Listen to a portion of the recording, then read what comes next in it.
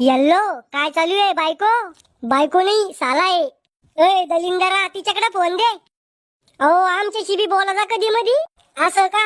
सांग बर का मग 7 गुणिले 35 किती होते? थांबा दाजी ताईकडे फोन देतो. आता कसा आला वटणीवर? ताई तो या बैलाचा म्हणजे तो या नवऱ्याचा फोन आहे. हॅलो काय आहे?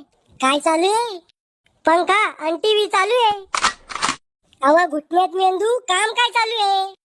भांडे घासत होते. मी येऊ का भांडे घासू लागायला?